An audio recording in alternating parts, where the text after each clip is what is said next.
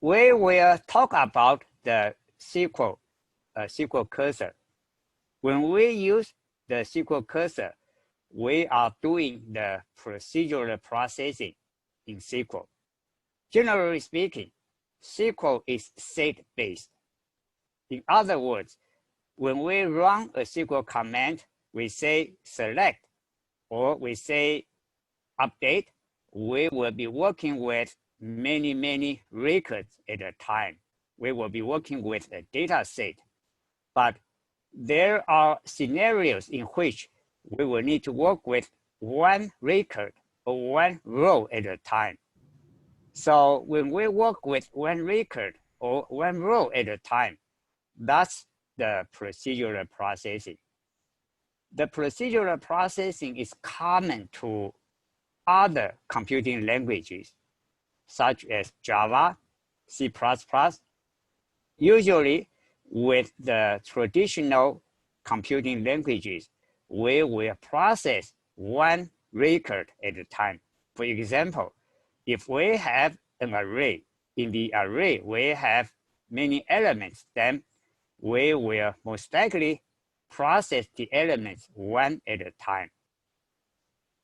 And we are going to use the SQL cursor for doing the procedural processing. The SQL cursor is a data structure. It lives in the memory.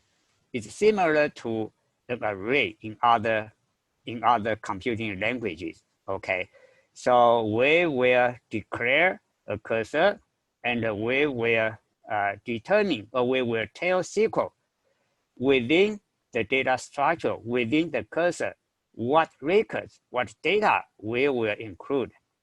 Once the cursor is declared, then we will open it for processing. When we process the data stored in the cursor, then we will be doing, or we will be processing the data one record at a time. So this is a very high-level introduction to cursor and to the procedural processing in SQL. Next, we will do some code review. I think that will make things a lot more clear and a lot more understandable to the class. So we have several sets of examples. In the first set of examples, we will be just doing some very basic operations. First, we will use a cursor to do that. Once we are done with the processing using a cursor, we will see how we can do that in a set-based command. And by going through this exercise, we can see the differences between the procedural processing and the set-based processing. Okay, so for the first set of examples, we are going to create two tables, and we are going to use the Northwind database. We will create two tables, and you can see the table definition is displayed on my screen. So look at the columns. We have customer info, such as customer ID, the company name, and so on and so forth, right? The profile about a customer. What we want to do is to get the most recent order date for each and every customer. So in addition to having the customer profile information, and you can see many columns, right? Pay attention to the very last column. We want to include this column, and this column is last order, the date of the most recent order the customer made with us. So this will tell us when the very last time the customer did business with us. And we are going to have two identical tables, but we will use two different approaches to get this last order date. First approach will be procedural. We will be using the SQL cursor to do that. The second approach will be set-based. So let's create this table first.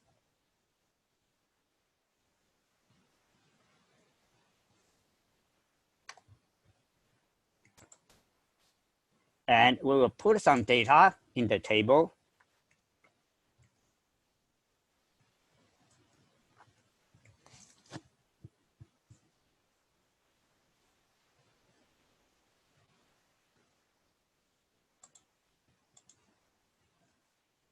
I highlighted too much code.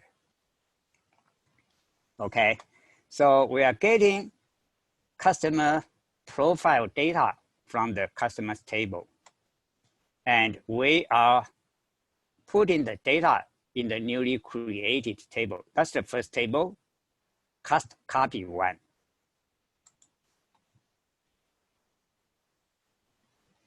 And we are going to create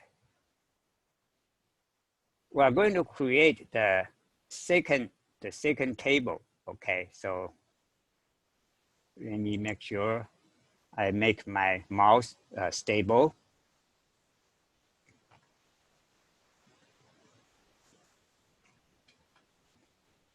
I have highlighted just three lines of code. So I think we already ran that.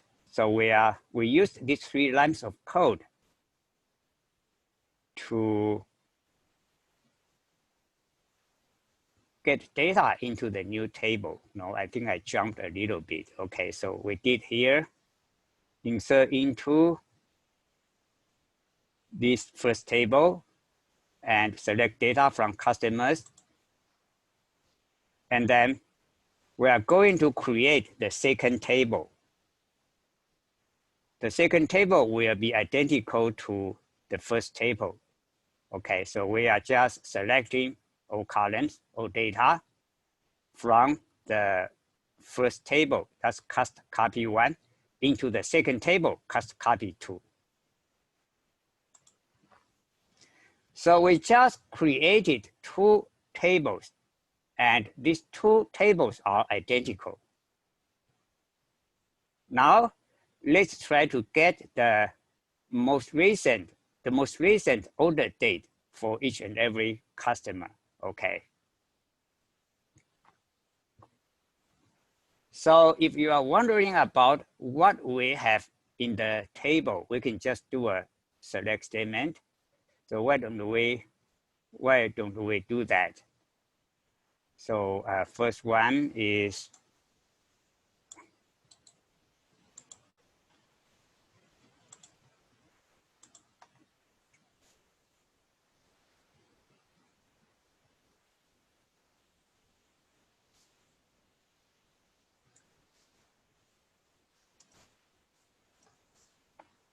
just run a select statement.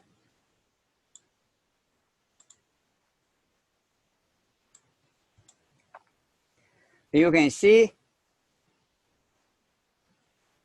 we have many columns, right? So from the first column until the second last column, we have data about a customer ID, name, email, fax number, and so on and so forth. And the very last column is last order. And you can see we don't have anything in this last column yet. And this is the column we are going to put the most recent order date of a customer. So we are going to write code. Okay, we are going to use 2 different approaches to update this column, just to give you some more details, some background info before we dive into the code.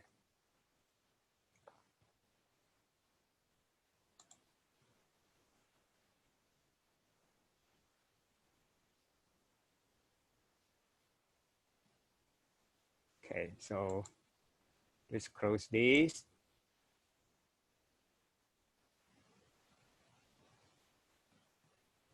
No, don't close it. Okay, Just keep using this window.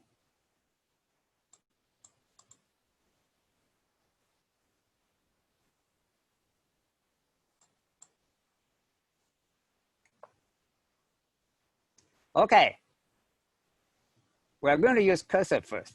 So when we use a cursor, we need to declare a cursor. Remember, cursor is a data structure.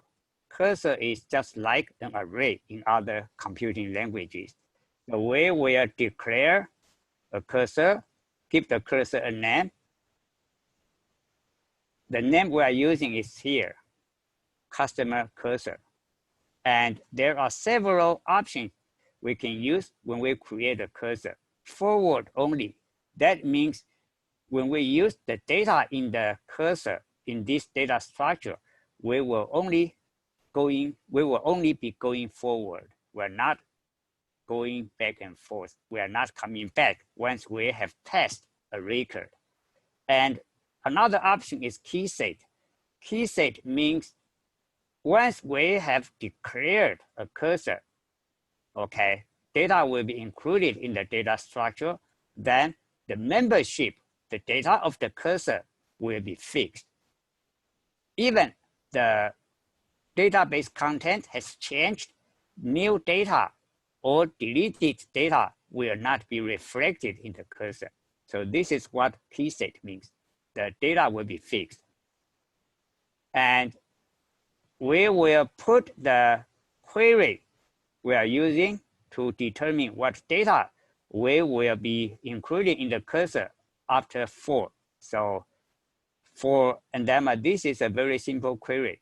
We're selecting customer ID and last order. This is the very last column. Okay, we're just selecting 2 columns from our table. So this query will determine what data will be included in the cursor. Again, declare a cursor. You can have options, but those options are optional. And put your query after for. So let's, and we will need to run this together, okay? Because cursor is not persistent. It lives in the memory just like a variable. So we will be going through the code first, then we will run them together. We will also declare several variables, okay, customer ID, last order date, and so on and so forth. These variables will be used when we do the processing, when we update this column. Remember, the very last column of our table. And once the cursor is declared, before we can use it, we must open it. So open cursor. And once a cursor is open, then we use this fetch next. Okay, fetch next from our cursor into our own variables. So we use fetch next to get the records from the cursor one at a time. Remember, the cursor does the procedural processing for SQL. So fetch next will get one record at a time. So we will get one record and then we will do some processing. Once we are done processing that record, we will do fetch next again to get the next record, and then we will go through another iteration. Okay, remember, one record at a time, and it's procedural. And when we use the cursor, there is a global variable, fetch status. So as long as there is still data left, then this will return 0. So we will check the content of this global variable, fetch status. And we get one customer, okay? We need to find the most recent order date for this customer. Therefore, we will declare another cursor because a customer may have many orders, right? And with the procedural processing, we will check one order at a time. So first of all, we will get all customers, and that's one cursor, the outside cursor. Once the outside cursor is available, we will get the first customer. And then for the first customer, we will define and open another cursor for the orders of the first customer. Then we'll be going through this process. Okay, so we will get the second customer, create another cursor for orders of the second customer. Again, the customers will be processed one at a time. The orders of each customer will be processed one at a time as well. So procedural. So this is the second cursor. So we will declare another cursor, declare this one is for orders. So order cursor is cursor read only. Okay, read only meaning if we declare a cursor, we use this option read only, then you cannot update the data included in the cursor. So the data included in the cursor will be for read only. Okay, so declare order cursor, read only, and then the query. The query is very straightforward. We are getting all orders for a customer, and pay attention to this customer ID. This customer ID is provided by the outside cursor. So we are getting one customer at a time, and then for each customer, we are getting all orders of the customer.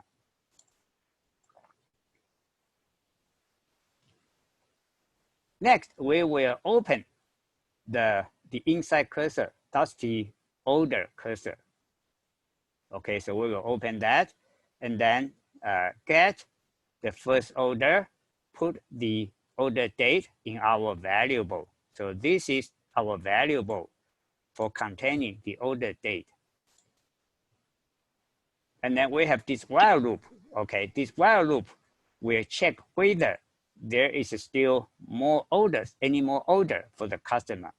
So in other words, we are going through all orders of the customer, and we are looking for the most recent order date. So we have this while loop. Okay, and we will check the order date of each order. If the order date is more recent, then we will put that order date, the most recent order date, in our variable. Then we will be looking at the next order. So this is what this while loop is about. So once we have processed all orders for a customer, then we don't need that order cursor. So we can just close that order cursor. With the cursor, a good practice is once we are done with the cursor, we will deallocate the cursor. This will clear up the memory, so we won't have any memory leak or we will reclaim the memory for other purposes. Okay, so this is a good practice. Close cursor first and then deallocate the cursor. So once we have been through all orders for a customer, we will get the most recent order date for a customer. Then we will just update our table. Remember, this is our table, the table that we're working with, the first table. So we will just update this table, set last order. Okay, last order is this one, this column. We will put the most recent order date for this customer in this column. And we want to tell SQL what customer we are updating, right? With cursor, we have this current of. So this is a system pointer. We say where current of customer cursor. Customer cursor, that's our outside cursor for containing customers. So we say we want to update this column, last order column, for the current customer. That's the customer we are processing. And we are putting this most recent order date in our variable into that column. So once we are done with one customer, we will fetch next from our outside cursor. Remember, outside cursor containing the customers, right? Into our variables, customer ID and the last order date. So we have two cursors. One is outside. The outside cursor will process customers one at a time. For each customer, we have an inside cursor. The inside cursor is for orders. All orders for the customer we are processing. Just keep this in mind, procedural, right? So once we are done with all of the customers, then we will close the outside cursor, that's the customer cursor, and then clear up the memory.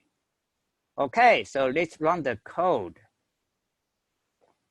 Keep in mind, cursor is just like a variable. And also in our code, we use variables, right? So we have to run the code together in a batch. Otherwise, when we need to use the cursor and the variables, they will not be in scope. They will not be in the memory, and we will get an error. So let me run the code together.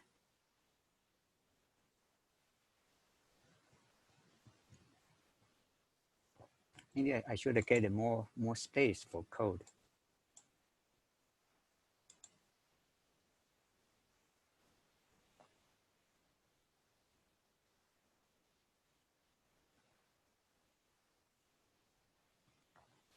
Okay, so I have highlighted all code for the procedural processing, and I want the class to take another look at the code.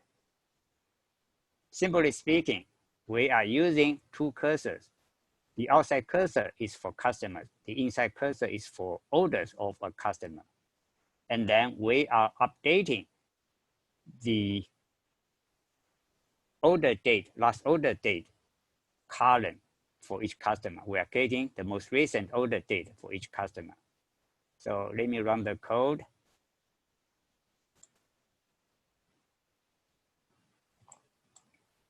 Okay, so we are done.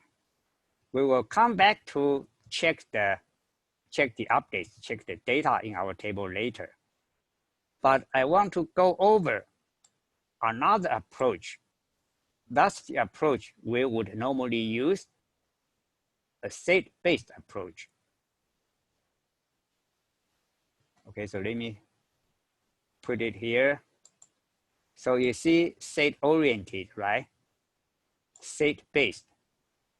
The other approach we just went through, that's procedural. So you look at the code for the set-based approach, set-oriented approach.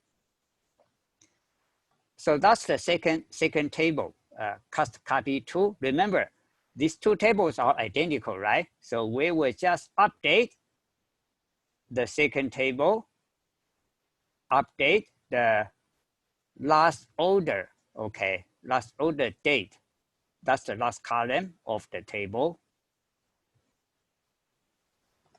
And update from, okay, second table, that's just the SQL syntax.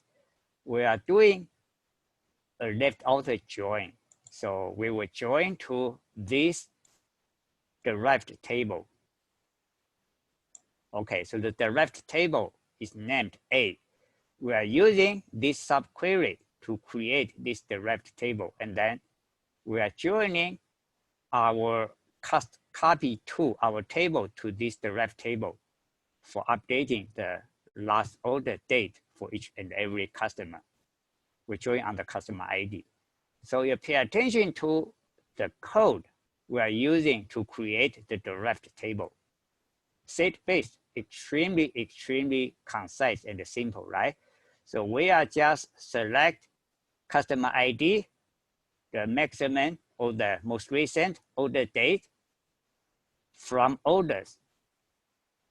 And we are grouping by customer ID. Simply speaking, this derived table will have only two columns, the customer ID as well as the most recent date for each and every customer. Very simple, very straightforward. And then we join this derived table to our original table, and we will use the most recent order date in the derived table for updating the last order date column in our original table. So let me highlight the code.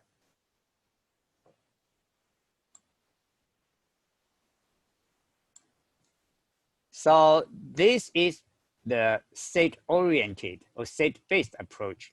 You see the code is a lot more concise, right? The code is much less. And let's run the code. Okay, now let's compare the data. So we have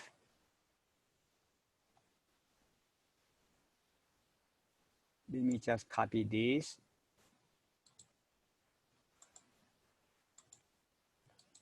Paste it.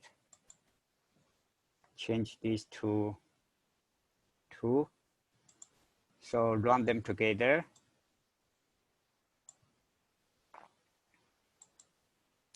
Then we will compare, right?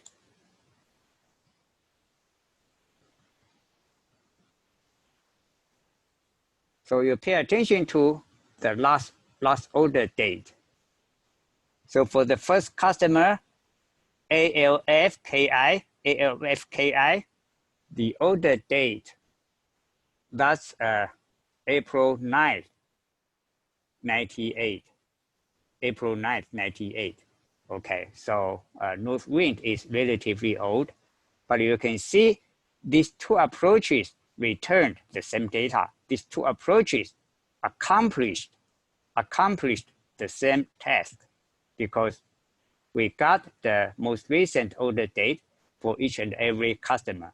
Again, I want to show the class one more time.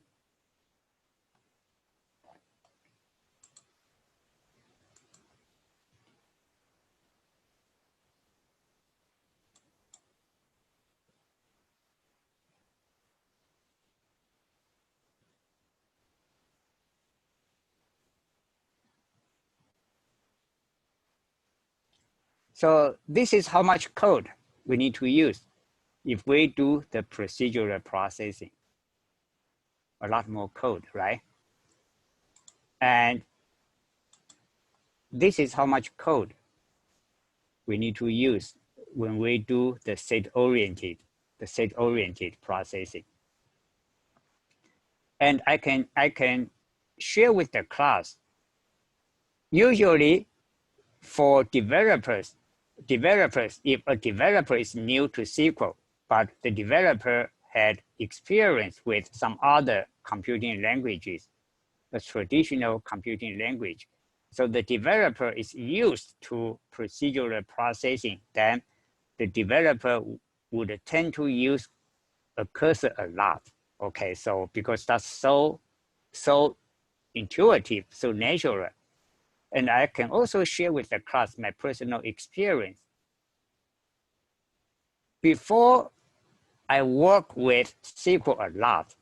Okay, so before that, I had been doing assembly language programming.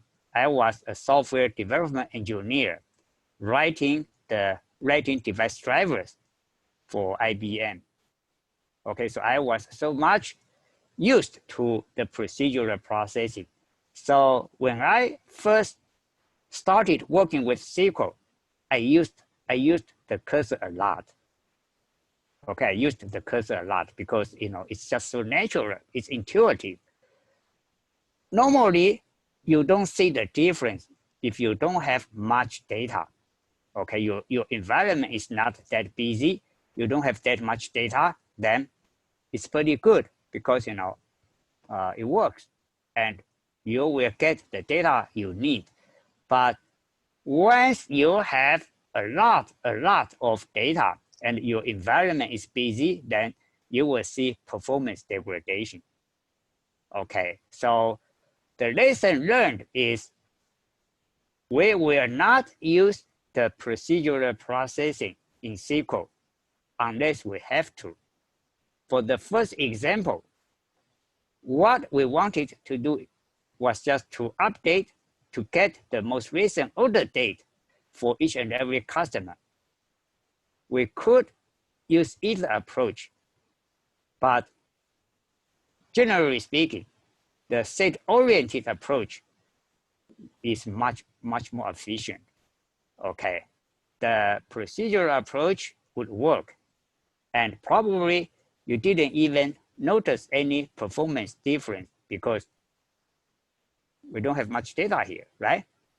But just keep in mind, we don't want to use the procedural processing in SQL unless we have to, and we want to consider using the set-oriented approach. I think this is a very good exercise, and this exercise can introduce the cursor and the procedural processing very well. Next, we will look at some other examples, okay, and we will look at the scenarios in which we have to use the procedural processing because the set-oriented approach is not efficient. We cannot use the set-oriented approach to accomplish what we need to do. Before we move on, is there any question? Any question from the class, please?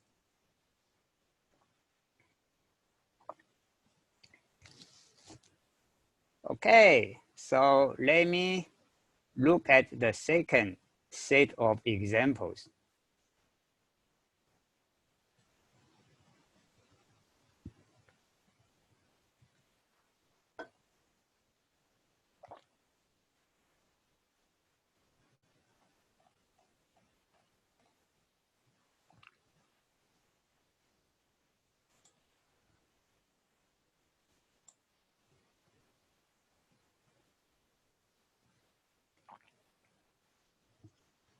So in this example, we will still have two different sets of code, okay? In the first set of code, we will be doing the set-oriented processing in SQL.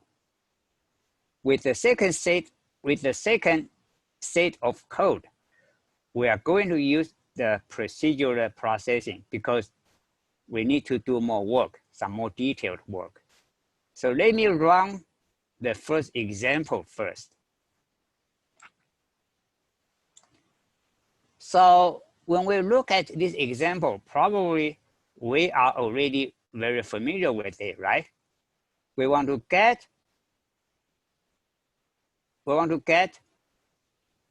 maybe I should run this by the class. What are we doing in this example?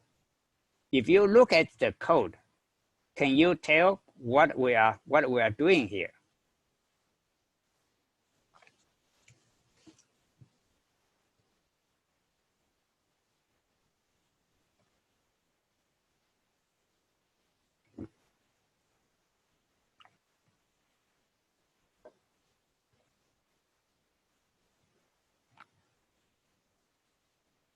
The code is not very complex, okay?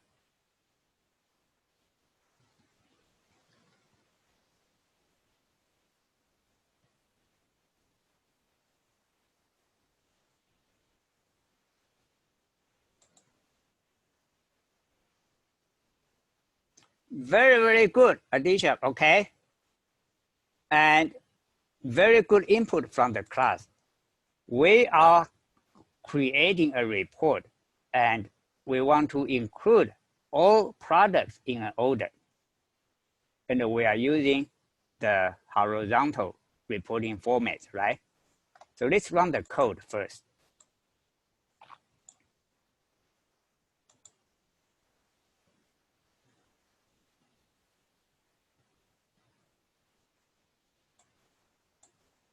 And you can see we got a very nice looking report.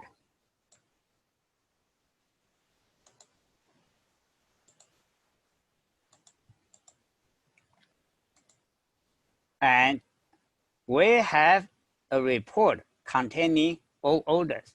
And for each order, we have all products included in the order. Okay, so some orders have just a few products, but others have a lot. Okay, you can see.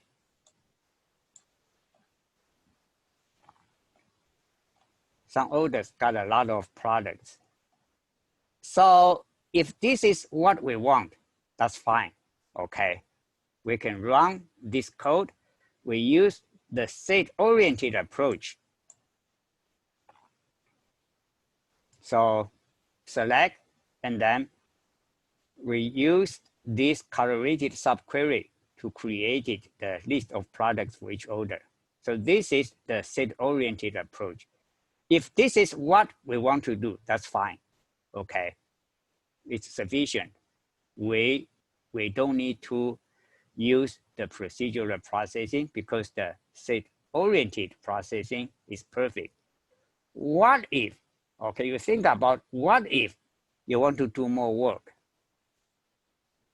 In addition to creating this report, what if, let's say you want to send an email to the customer, okay? Because an order is owned by a customer. You want to send an email to a customer of that order, and you want to just confirm or let the customer know the products included in the order. So in addition to creating a report like this, you want to send an email to a customer listing the order number and all products included in the order. So if we need to do this low level work, detailed work, we cannot just use the set-oriented approach. We cannot just run this set-based code. It's not sufficient. With this code, we can get the report, but we're not able to send the email, right? So let's see how we can use the procedural processing to do both.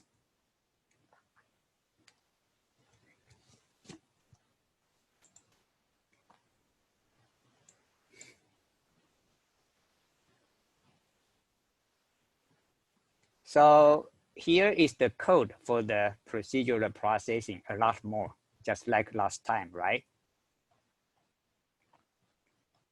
And also, I want to bring this to your attention. I commented out this section of code. And this section of code is very interesting. But in order for it to run successfully, we need to have the database mail set up. And we don't have the database mail set up on the class server. So that's the reason why I commented out this section. But I took this from work, similar code from work. And this is what we normally do in a production environment in the industry, okay? So maybe we can go over this section of code first, because we're not going to run it. So we are using the database mail. So the database mail is relatively new. Let me put it here.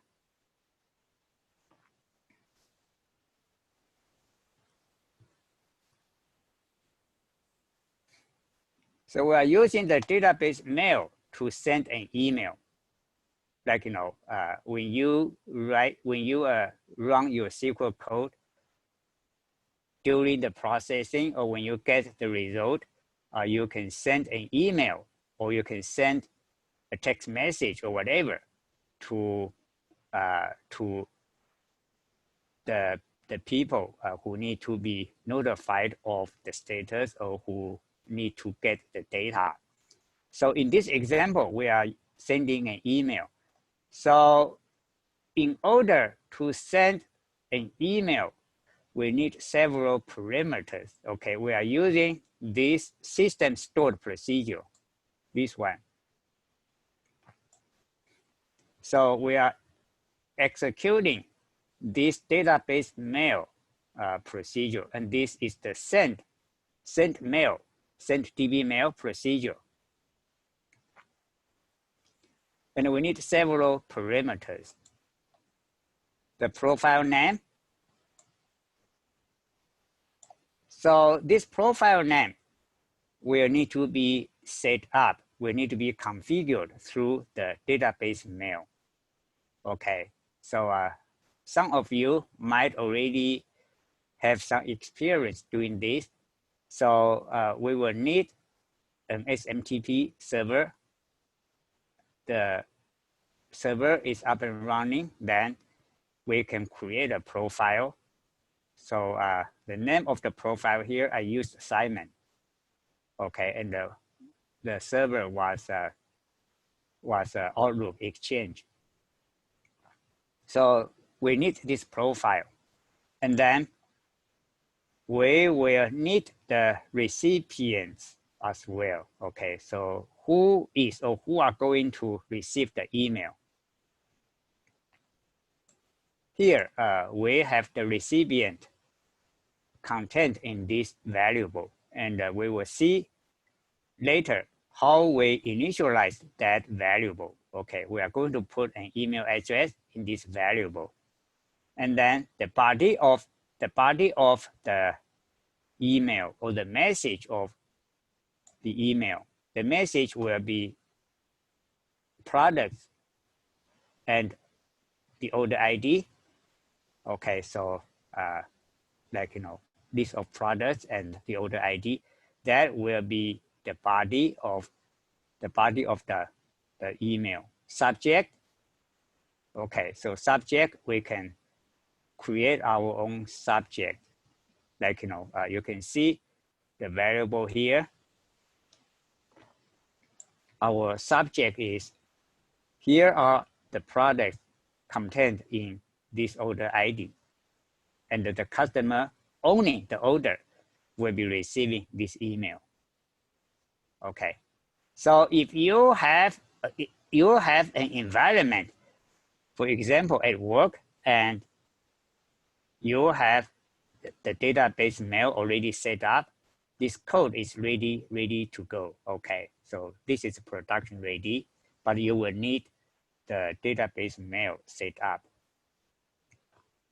Okay, now let's look at the procedural approach.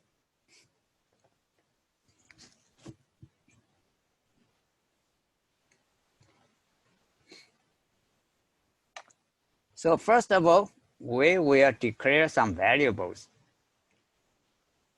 Okay, order ID, list of products, email address, and the subject line of the email. And I also want to introduce a new technique. Probably some of you already used it before. That's the SQL temp table. The SQL temp table is commonly used in the industry. So a temp table starting with a pound sign. You can see this is a temp table. So the name of a temp table starts with a pound sign. The pound sign is required, but you can use any name, right? You can say pound sign Simon, or pound sign customer, whatever. So whenever SQL sees this pound sign, so this symbol, SQL will create the table in the system database. So the system database, that's the temp DB. So a temp table is just like a regular table, but a temp table is created within the temp DB. So you can use the temp table for your processing, like when you do work or when you create a report. Commonly, a temp table is used. But if you have some data you want to keep, you don't want to store your data in the temp table, because whenever the database engine service is started or restarted, the temp DB will be rebuilt. So the old temp DB will be dropped and a new one, an empty one, will be created. That's the reason why if you have data you want to keep, you don't want to use temp DB. Okay, but temp DB is a very good, very flexible, and very powerful programming technique, because in a production environment, if you have a lot of data, very often the memory is not sufficient. So you want to use the temp DB, create temp tables in temp DB, then you will get a lot of help from the storage. Okay, you can save your intermediate results in a temp table. So there are so many different ways you can use a temp table, commonly used in the industry for doing SQL processing and for doing analytics. So we will create a temp table, and there are 3 columns: order ID, email address, and products. Okay, so pay attention to the columns: order ID, email, that's the customer's email address, and the products. So that's the list of products included in an order. So temp table here. Next, we will declare a cursor. So declare cursor, and in this cursor, we have a query. Okay, so select sales order ID, email address from sales order header, and we want to get the customer's email address. Therefore, we need to join to the customer table. From the customer table, we will get the person ID. The person ID is just like the business entity ID, right? Then we join to email address to get the email address. Okay.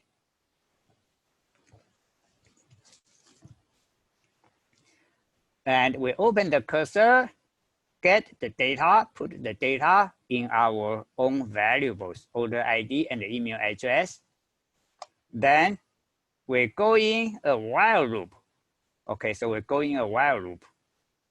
We check whether there is still any order left to be processed.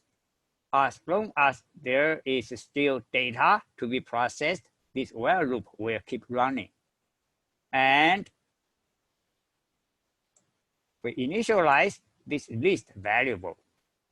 We are going to reuse this. So within the while loop, you want to clean it up, right? We initialize it.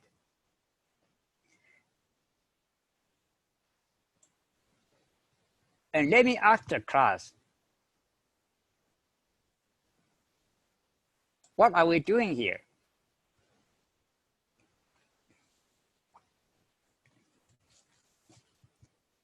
We went over this before, but since then, we have not used it a whole lot. Okay, so what are we doing here? Just look at the code I have highlighted.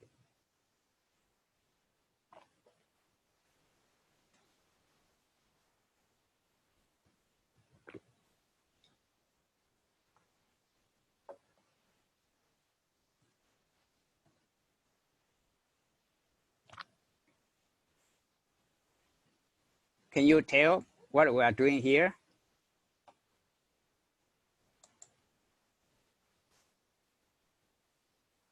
Exactly, right? We are building the horizontal list of products. Okay, so we are building the horizontal list of products. So we want to create a horizontal list of products for all products included in an order. And you can see we're not using for XML path, right? But this is one of the horizontal reporting techniques we can use. So very, very useful. So we are building the horizontal list of products included in an order.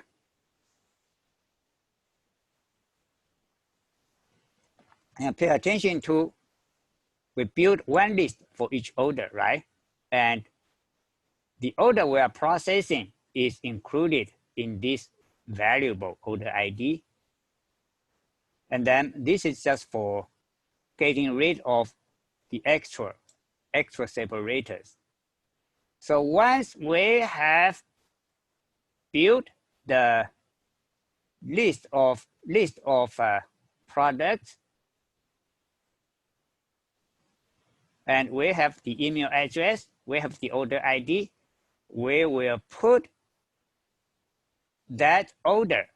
Okay, so for each order, we have order ID, the email address of the customer who owned that order, and then the horizontal list of products for the order. So we will insert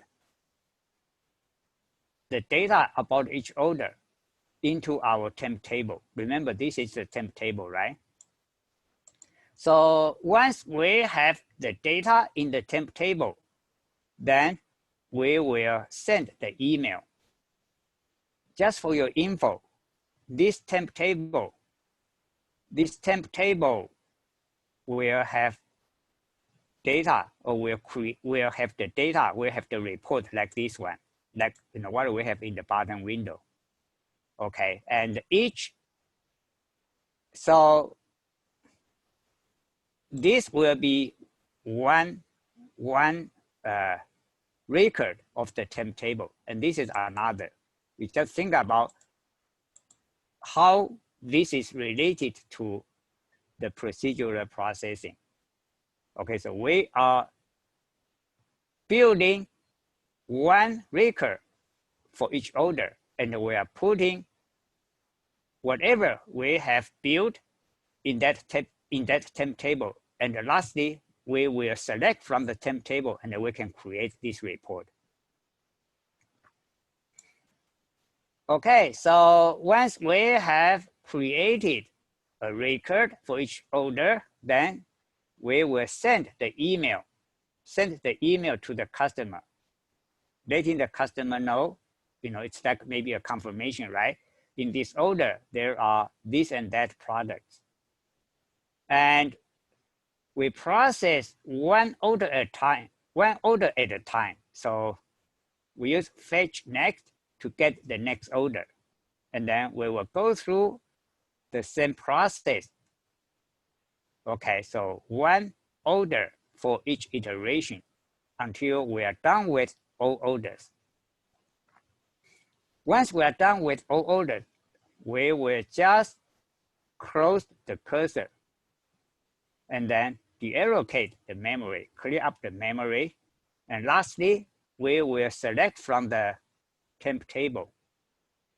Okay, the temp table will have the report like this. So this is from the code. So we are running the code.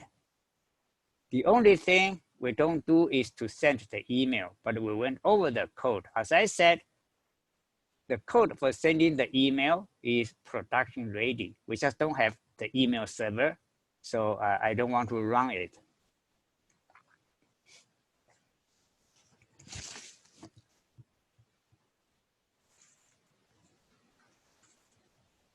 Okay, let me highlight the code.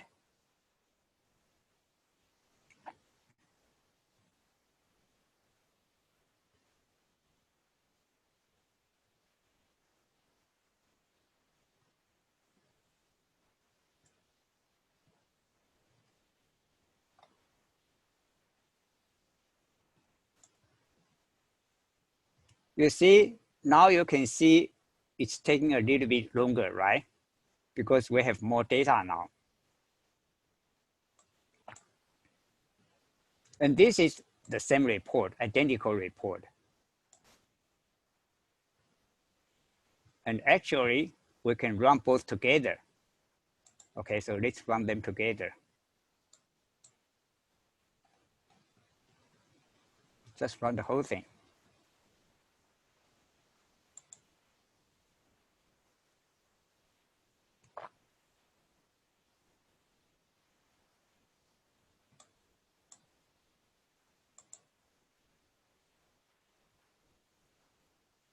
You see the cursor approach took longer, right?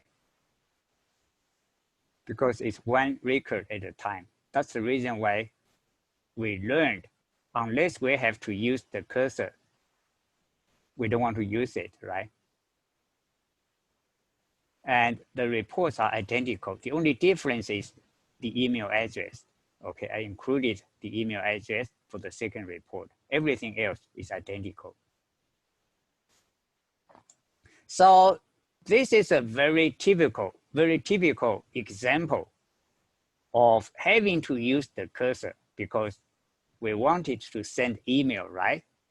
And if you are going to be a data engineer, or if you are going to be a database administrator, then most likely you will use the cursor a lot because a lot of the things the data engineer and the database administrator need to do cannot be done by the set-oriented approach only. Okay, so you will need to use the cursor. I think we have a question or maybe a comment in the chat, in the message box. So let's look at that.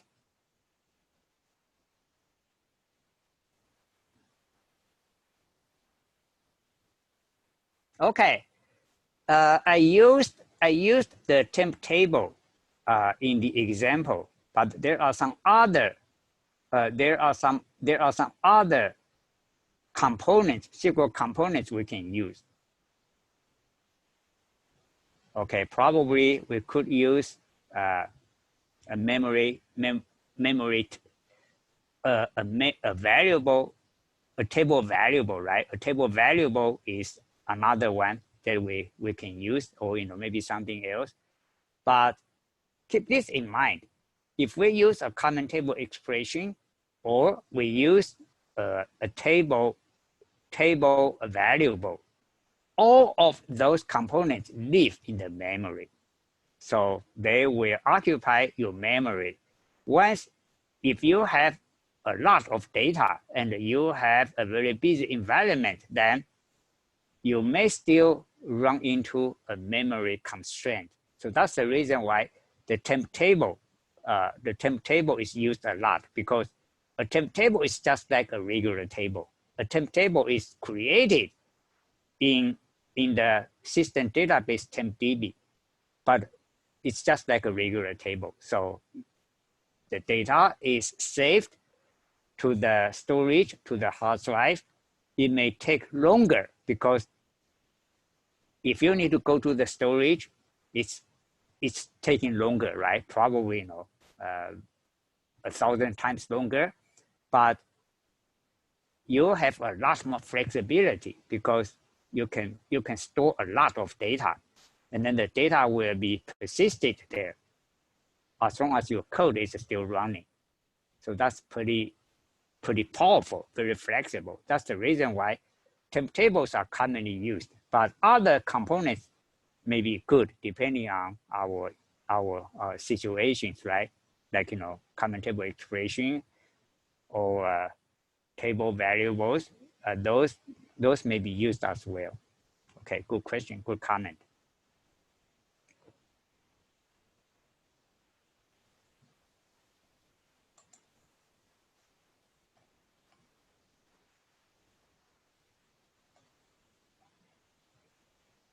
Okay, any other comment or question before we move on to the third set of examples? And I want to share with the class, this is very, very useful, very important, okay? How you can send an email from your code. Okay, for example, if you are a data engineer, you are doing ETL, and when the ETL process is complete and it completed successfully, you want to send out an email alert, right? When there was a problem and then the ETL process was terminated prematurely, then you certainly want to send out an alert. And the code is not complicated, but this code is commonly used in the industry, almost for any data engineer job. Okay, you want to use this. You can use for example, you can use the tool to send out an email notification. For example, if you use the SQL Server agent, or you use some other tools to do ETL, probably you can send out the email notification without writing your own code. But if you can write your own code, you have a lot more flexibility. Okay, so this code is very important. And I took that from work. So we have a question here. Okay. I think we are good. So if we are good here, then we will move on to the third set of examples.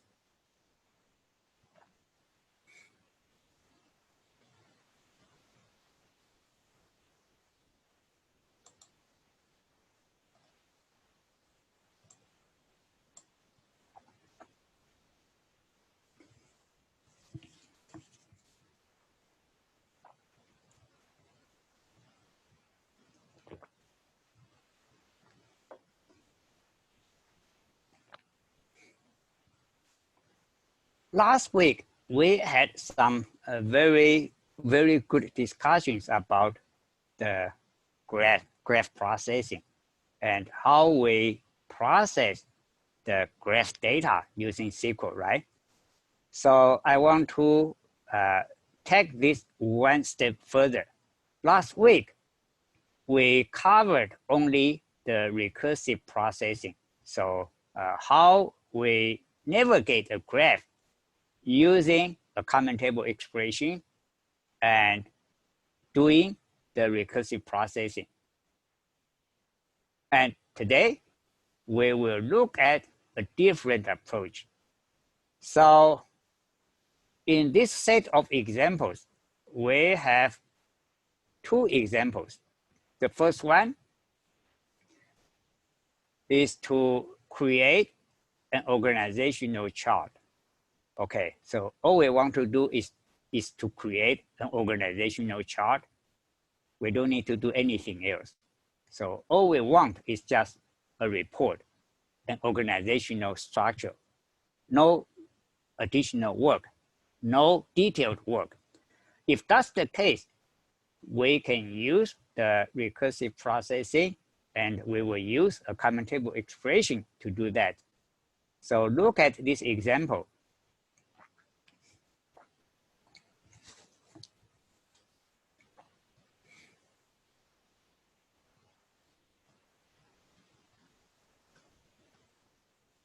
So we are going to create an organizational structure, and one column will indicate within the organizational structure where an employee is located. Okay, where an employee is located, the label, right? Label within the organizational structure. So if you want to play with the code on the class server, I have created a database graph. So you need to run the code in this graph database. So let me just run the code first.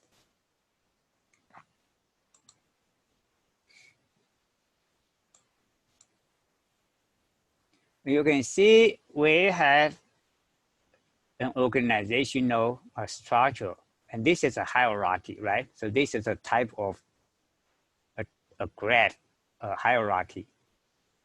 And you can see we have employee ID, employee's last name, the department, and the label. The label is within each department where an employee is located, right? So you can see for finance, the boss is Buchanan. So Buchanan is at the top level.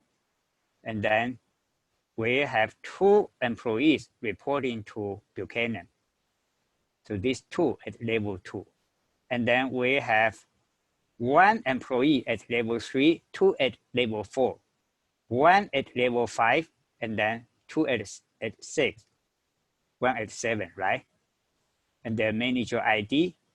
So this label is related to the manager ID and the manager's last name here. And we can see for IT, we have a similar structure. So the big boss in IT is leveling, okay, and then 2 employees reporting to leveling. And then we have 2 at 3, 2 at 4, 1 at 5. And the head of finance and the head of IT report to the big boss, Fuller, at level 0. Okay, so if this is all we want, we just want to create a hierarchy, a report, a graph, then we would use the set-based, set-oriented processing. And this code is very good. Okay, we use a common table expression, set-based, set-oriented. We don't need to use the procedural processing. What if, okay, so what if we want to get to each node, okay, you want to get to the nodes at 1 level, or you want to get to each individual node, then you will need to be more granular, more specific. So let me see whether I can find our graph example, the diagram.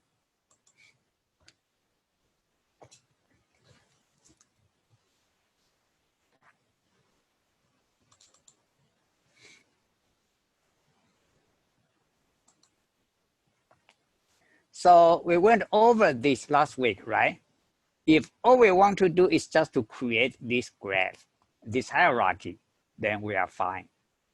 But if we want to be more specific, for example, you want to do work with each node, okay, all nodes at a level or each individual node, then the common table expression and the recursive processing, these are not sufficient. Okay, so you use a common table expression, you do the recursive processing, you cannot do individual, you cannot do work at nodes at a specific level, or you cannot do work on each individual node. All you can do is to get this, okay, get this hierarchy, get this graph. And we want to talk about the other approach. So we will use the loop and the set-based approach to get to get to the nodes at a level. So loop set-based to get to the nodes at each level, but we're not going to use the common table expression and the recursive processing. We will use the cursor. We'll use the cursor to do that. Okay, just to give you some background info.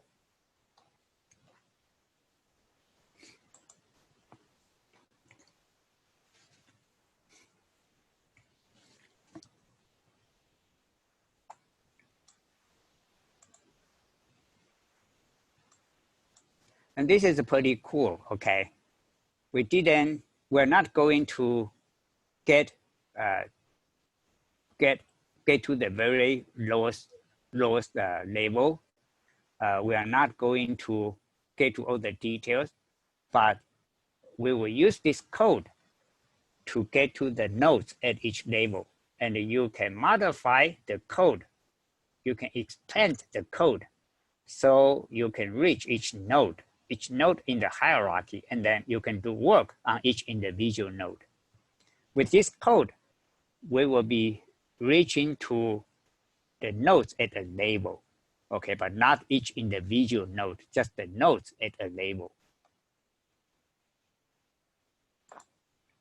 Pretty cool. So pay very close attention to what we will be talking about. Again, we use the temp table here, and these two lines of code will check whether the temp table already exists in the temp DB. If the temp table already exists, we will drop it. Otherwise, we will get an error. Okay.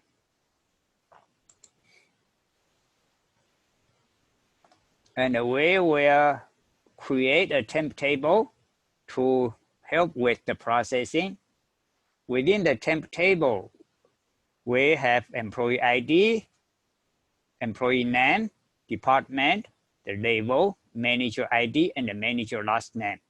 And this temp table will have this report. Okay, employee ID, employee last name, department, label, manager ID, and the manager last name. We will declare a variable employee ID, and that's what we will be using to get the root nodes, or the nodes at the top level. And we are using a cursor. Pay attention to what we are using a cursor for. So we declare a cursor here, and the query we are using to define the cursor is to get employee ID. Okay, employee ID from our original table, and you can find this table in the graph database.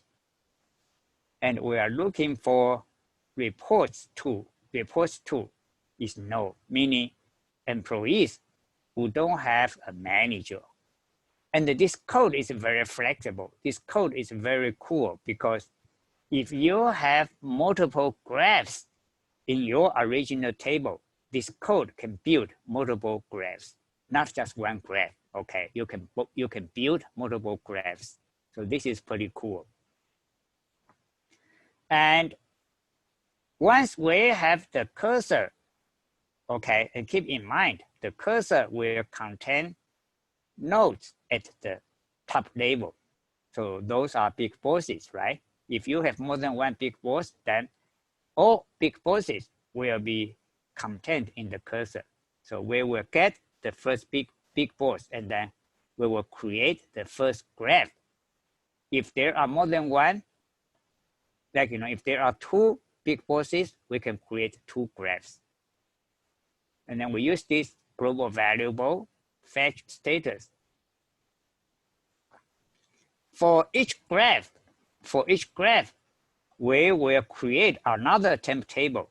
And this temp table is for each individual graph. Again, we have the similar columns, right? The same set of columns. So this is for each individual graph. And this temp table, this big one is for all graphs, because we may have more than one graph in our raw data, in our original data, right? So you will process one graph at a time. And then once a graph is processed, once a graph is complete, you will temporarily store the graph in this big table, combined table. And lastly, you will get all graphs from this big table. Pretty cool. Okay, pay attention to the code.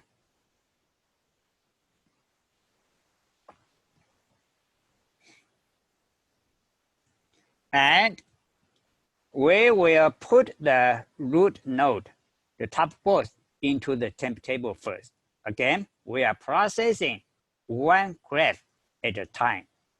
So we are putting the big boss into our temp table. Big boss is at the top level 0, right? And big boss does not have a manager. And we're getting the data from our original table. And this is one table with both nodes and edges, right? Pay attention to this where cross. So the big boss. So once we have put the big boss in the temp table for a graph, we want to go down to the next level. So that's level 1. So we declare a variable number of levels, and the level after 0, that's 1. Okay, we also have another variable more to determine whether we have reached the bottom of the graph, whether we have reached the leaf nodes. And this is pretty cool, because this variable will give you a lot of intelligence, a lot of flexibility.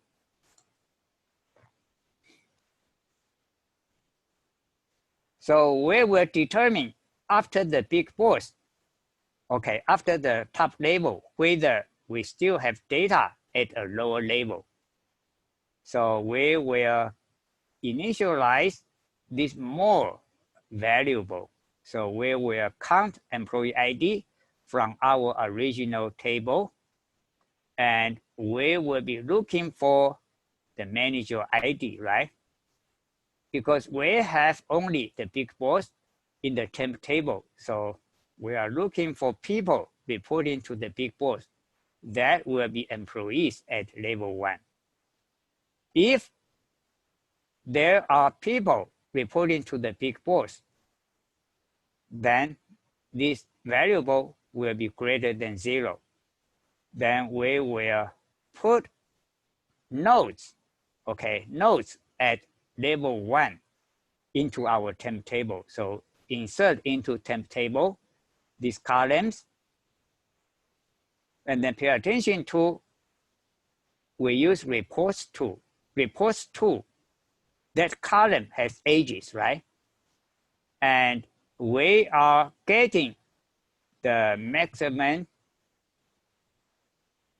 label from our temp table. And then we say number of labels minus 1, because we may have several branches of a graph, right? Because keep in mind, we have IT, we have finance, right? We may have many other departments. Therefore, we use this where cross to make sure we pick up all employees at that level, regardless of the department.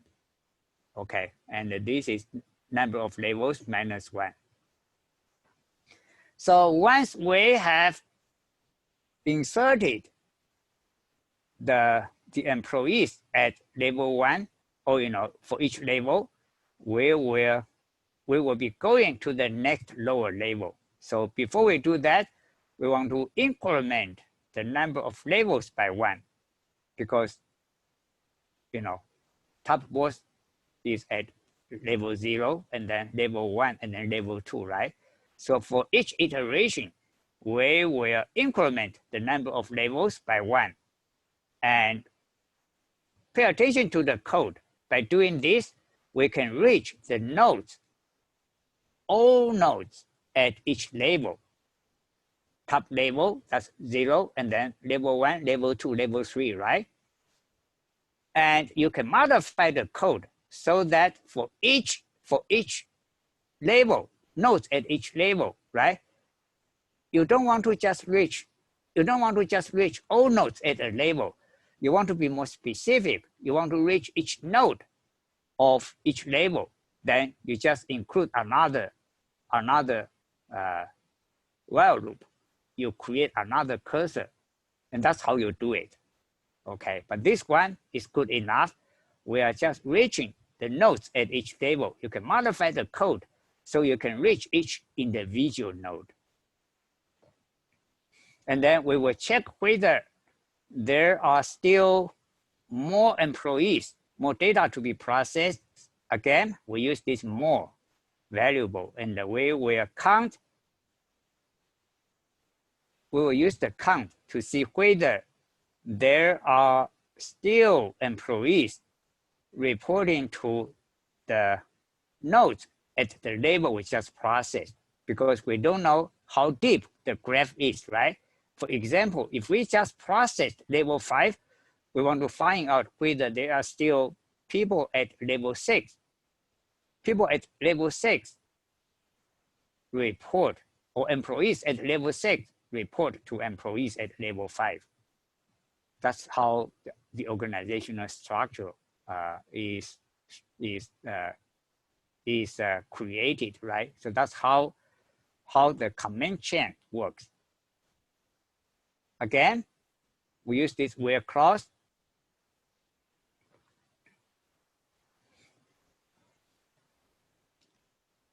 We use the maximum label in our temp table. For example, if we have just processed level 5, then we want to find out all employees at level 5.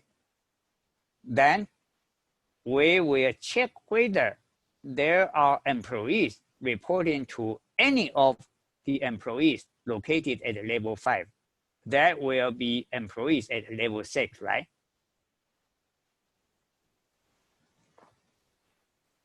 So this while loop, okay, so let me highlight the code.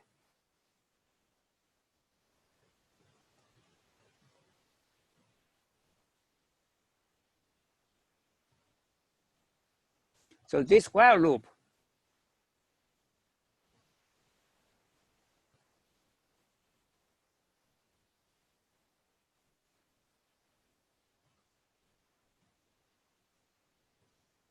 okay, this while loop will get all employees below the top level, and we put the big boss that's at the top level into the temp table here.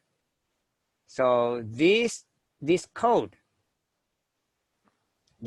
will include the top boss in the graph, and the code I have highlighted here will include everyone else under the big boss.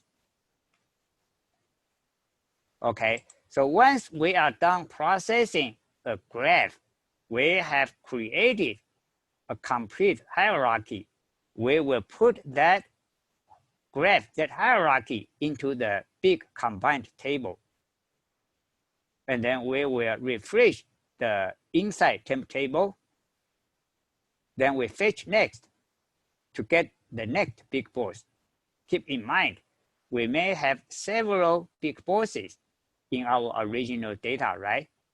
If we have several big bosses, then we will have several hierarchies, several graphs. So this code is very flexible, very robust, and very intelligent. So you may want to pay very close attention to the code, because it's not only graph processing. You think about SQL cursor and the logic of using a SQL cursor is widely used for data engineering and for database administration. So I think that the examples here are very typical use cases, very good examples for doing data engineering and the database administration. So lastly, once we have processed all graphs, we put all graphs in our combined table, we will just display them, all of them from the big table. Okay, so let me run the code.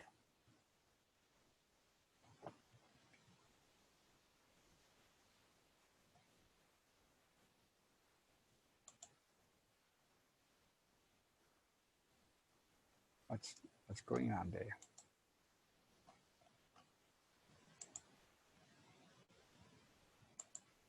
Yeah, okay.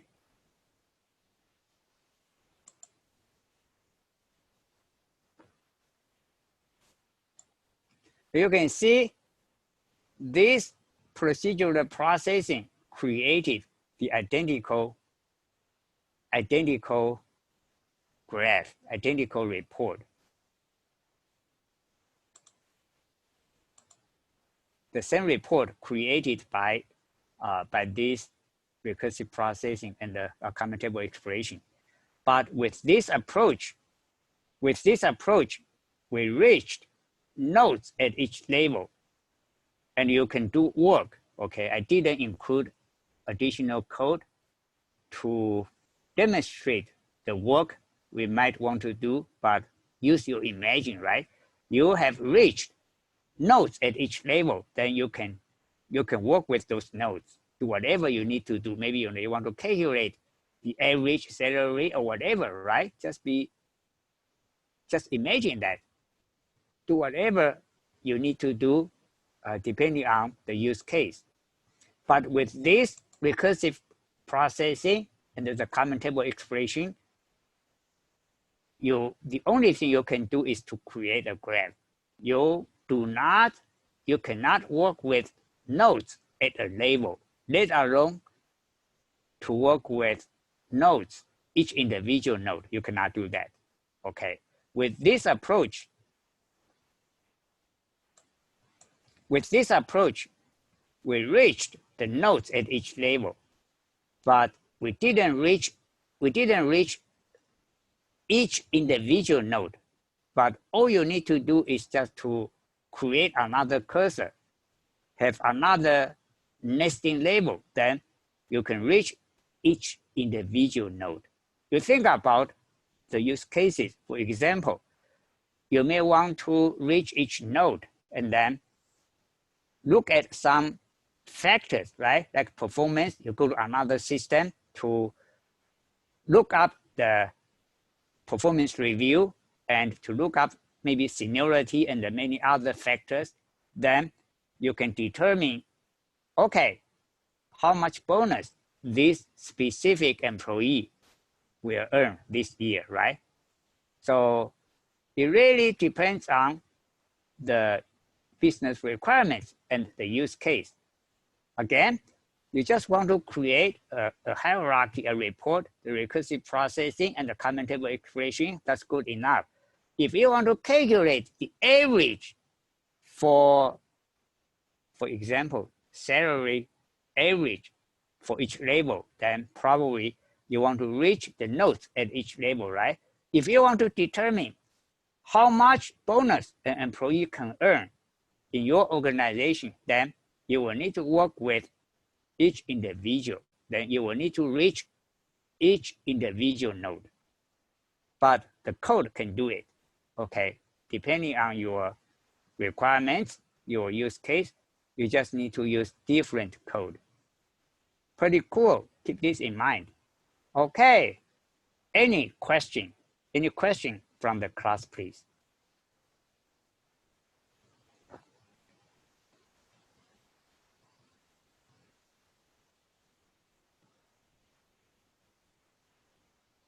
If there is no question, this is all I wanted to talk about.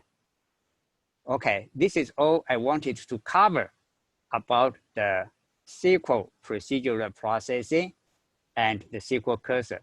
I think we took a pretty close look at how the procedural processing compared to the regular SQL set-oriented processing. And we have identified the use cases in which we will have to use the procedural processing, we will have to use a cursor.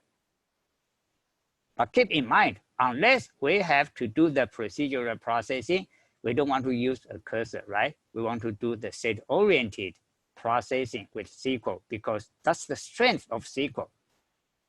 The reason why SQL is so popular, SQL is so powerful, the reason why SQL is the universal data language because SQL is set-based. You run SQL, you work with many records at a time, you get the data you want, you do the analytics very efficiently. The performance is very good. Okay.